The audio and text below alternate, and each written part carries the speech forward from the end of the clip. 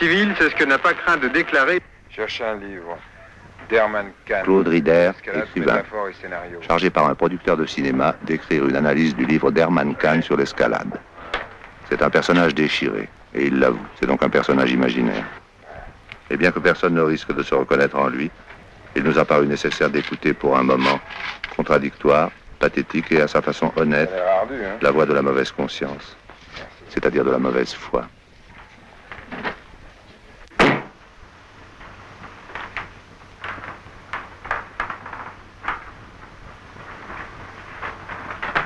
Tu ressembles vraiment à une chouette. Tu sais une chose? C'est la première guerre de l'histoire que tout le monde peut voir en même temps. Personne n'a jamais vu une guerre d'aussi près. Tout le temps, au moment où elle se fait. Personne ne peut dire si j'avais su. Maintenant, ils savent, ils voient. C'est une belle saloperie, cette guerre. C'est pas seulement le pape qui le dit, c'est des gros, c'est Zitrone. Ils savent, ils voient. Les bombes font de vrais morts, les balles font de vrais trous. Pauvres petits orphelins égarés dans un monde qui les dépasse. Et puis quoi, la pitié, la peur? Mais ça se passe dans un meuble. Pas au Vietnam, pas dans la tête, pas dans la rue, dans un meuble. On ne peut pas avoir peur d'un meuble. On a la guerre au Vietnam dans son salon comme grand-père avait la charge de réchauffer. Information. Tu sais à quoi elle amène, ce genre d'information? Encore le Vietnam.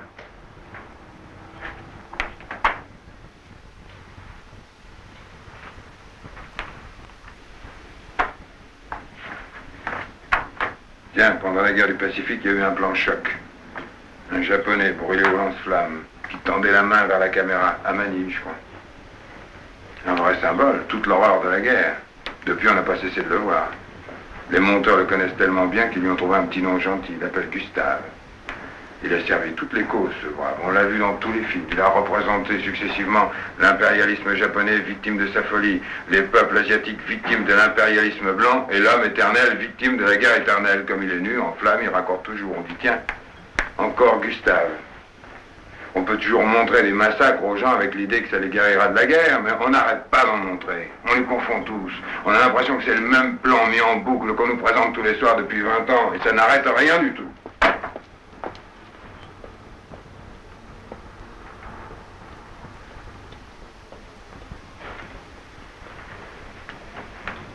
C'est facile une guerre. Tu vas pas savoir comme c'est facile.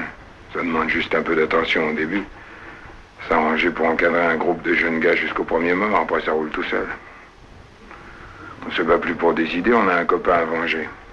Parce que vous n'allez pas dire qu'ils ne m'allont pas buter mon copain les fumiers, hein, Fini les sables mouvants, on est sur du solide à présent. On fait plus la guerre, on fait la vendetta. 10 millions de frères, l'arme à la main, pour venger leurs frères assassinés, leurs sœurs violées. On ne fait pas de politique, non. C'est la vendetta, c'est le crime passionnel, c'est l'acquittement assuré. Tiens, toi, moi, pour n'importe quelle raison, tu es en danger quelque part. Tu risques d'avoir mal ou de mourir. Et pour n'importe quelle raison, il y a un type là qui sait où tu es, qui pourra le dire. Et pour n'importe quelle raison, il ne veut pas le dire, il la boucle, hein. Il a ta vie, ta liberté coincée dans sa mâchoire, coincée dans sa sale petite tête close. Et je suis là en face, avec tout mon respect des hommes et tout mon assortiment de principes. Et je sais qu'en lui cognant sur sa sale petite tête close, j'en ferai sortir ta liberté ou ta vie. Et je hais la torture. Et j'ai signé des textes contre la torture. Et je sais qu'en lui faisant mal, je peux arrêter le mal qu'on te fait à toi.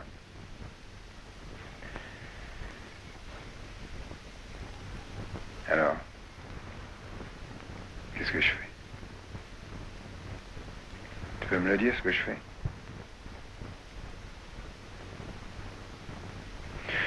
Remarque, je ne me suis jamais trouvé dans une situation comme ça. L'inverse, oui. Alors, j'ai toujours mes principes.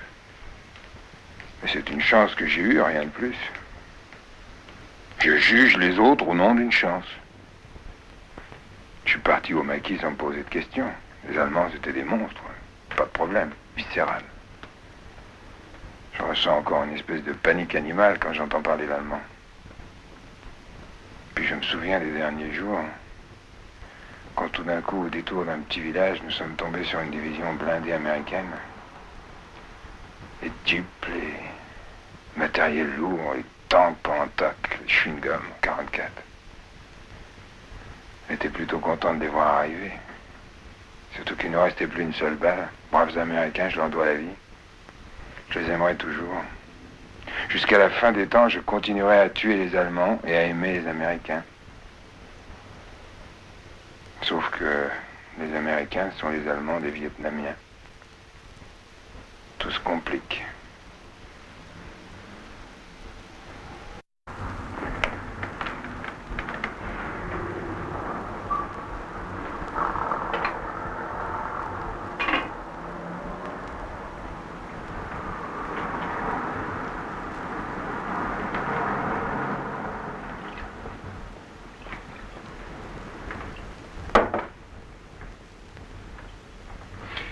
Et même si on pouvait arrêter une guerre quelque part,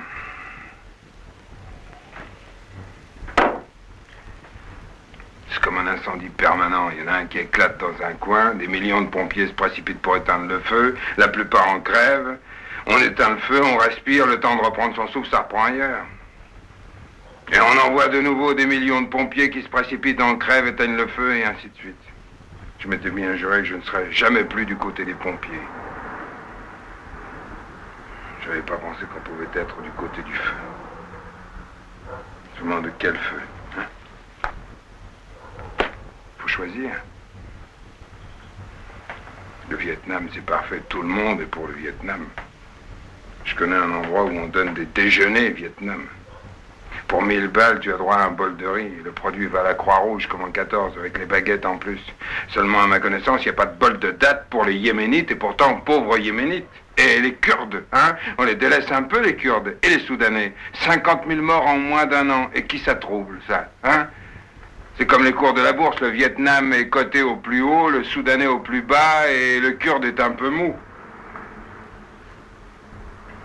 Vous dites que vous êtes du côté des victimes, mais c'est pas vrai. Vous les choisissez, vos victimes. Vous avez des victimes à la mode, celles qui vous arrangent. Personne ne peut porter toutes les morts injustes, c'est pas humain. Mais si on se met à regarder pourquoi celle-ci, pas celle-là, leur revenu annuel, la couleur de leur peau, on commence à trouver de drôles de choses en soi, au fond de soi. Une ségrégation des morts, une lutte de classe des morts. Alors le Vietnam, là, c'est l'unanimité, c'est la bonne conscience retrouvée, c'est la joie, le droit, la liberté, parce que le Vietnam, c'est les Américains, et les Américains, c'est des affreux, des pas comme nous, des pas cultivés, des tyrans, des colonialistes. 40 millions d'anticolonialistes en France. Ça n'était pas tellement aperçu pendant l'Algérie, mais nous avons fait des progrès gigantesques. Alors les Américains, on ne se gêne pas pour leur dire ce qu'on en pense, les gros rusés, hein. Remarque qu'en même temps, les investissements américains en France atteignent 2 milliards de dollars. Et aucun rapport. Voilà. Paris ouvre ses portes pour laisser partir les militaires et entrer les capitaux. Moyennant quoi on peut être anti-américain, solidaire du tiers-monde, en toute quiétude, on est couvert.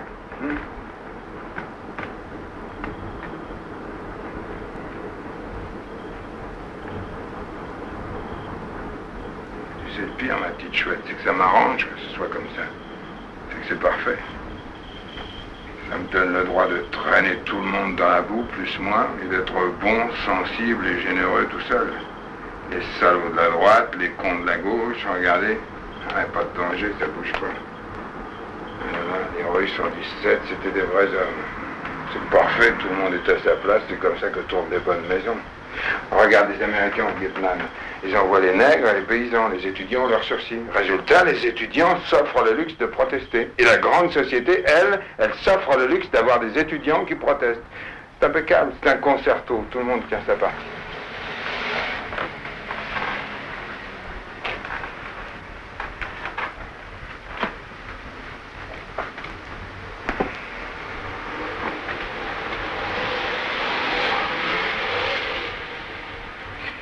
C'est pourquoi je me mets à les détester, ces Américains. Parce qu'ils commencent à en faire trop. Parce qu'ils en font tellement que ça se met à bouger. Ils avaient établi la règle du jeu et tout le monde jouait leur jeu. Et c'était tellement con qu'ils ne s'en sont pas aperçus. Et que ce sont eux qui sont en train de la changer, la règle du jeu.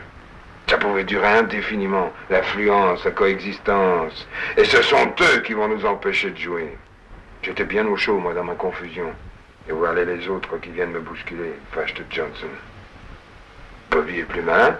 Il sait bien que la vieille baraque avait encore assez de souffle et assez de ressources pour continuer comme ça. Il y avait du pour, du contre, du yin, du yang, mais on vivait quand même mieux qu'il y a 100 ans.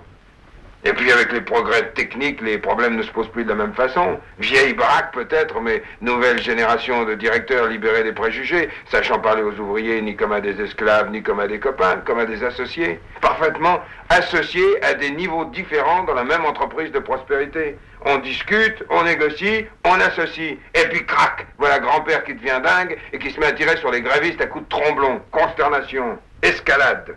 Du coup, tout est plus clair. Si j'étais révolutionnaire, au lieu d'être de gauche, je suppose que je jubilerais. Je dirais bravo. Il se démasque et montre sa sale peau. Effacé Budapest. On a fait peur à une génération avec les massacres révolutionnaires, mais maintenant c'est vu, on a vu. Quand les contre-révolutionnaires s'y mettent, pardon, ils sont doués, hein. On avait un peu oublié ça par ici depuis Monsieur Thiers. Les Allemands, c'était des Allemands, qu'ils soient fascistes, ça n'avait rien d'étonnant. Pour un peu, on aurait dit que c'est parce qu'ils étaient Allemands qu'ils étaient fascistes. Mais voilà les Américains. Des gens convenables, démocrates en diable, tous les ouvriers ont des bagnoles, et pacifiques, pacifiques. La violence, c'est les autres, la guerre, c'est les autres. Et ils ont été obligés de la faire pour les aider, les autres, tellement en pomme. Mais maintenant, c'est fini. Encore un peu de tirage avec les Russes, mais ça aussi, ça se tasse. Interlude, détente, idylle. Non, mais pas du tout, ça bouge encore dans un coin, et ça bouge même violemment. Alors les dieux se réveillent, leur paix c'était de la guerre en conserve, fin de l'idylle. Et ça débarque, et ça bombarde, et ça napalme, et ça torsionne, et ça pourrit. Et tout le monde déguste, les militaires, les femmes, les enfants, les arbres, les bestiaux, le nord, le sud. Il y a une frontière, on la saute, il y a un village, on le déporte. Et le monde entier regarde dans les bobissements et commence à comprendre. Il y a de quoi jubiler, je vous dis.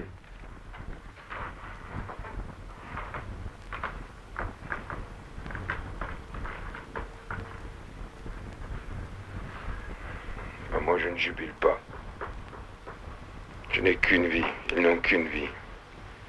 Il faudrait que je sois drôlement sûr de savoir donner la mienne pour avoir le droit de les applaudir quand ils donnent la leur. Autrement, ça ressemble trop aux imbéciles du dimanche assis dans leur stade. Allez, Vietnam!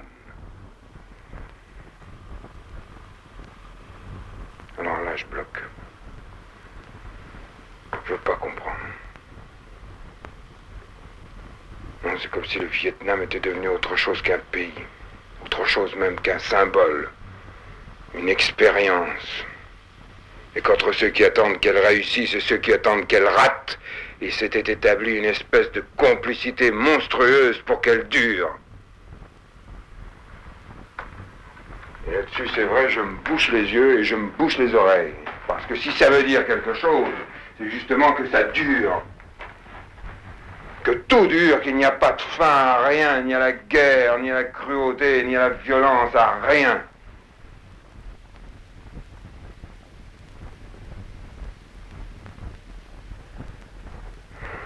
C'est ce qu'ils voulaient, les cons qui m'ont filé ce bouquin. Je sais même pas lire le journal. Dès que ça résonne, dès que ça explique, j'entends plus rien. J'ai pas l'oreille accordée pour ça. Tout ce que j'entends, c'est le cri.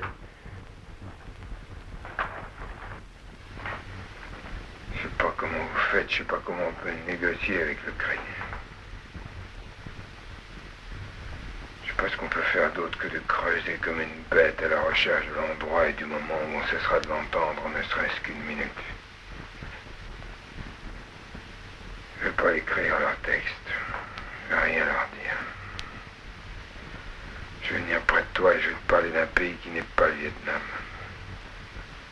D'un pays qui n'existe pas. Je vais pas leur écrire, je sais plus rien, je veux plus rien. Je vais leur dire que j'ai peur, que j'ai froid, que je les aime tous, que je les hais, que nous allons tous mourir, que nous aimons vivre. Je sais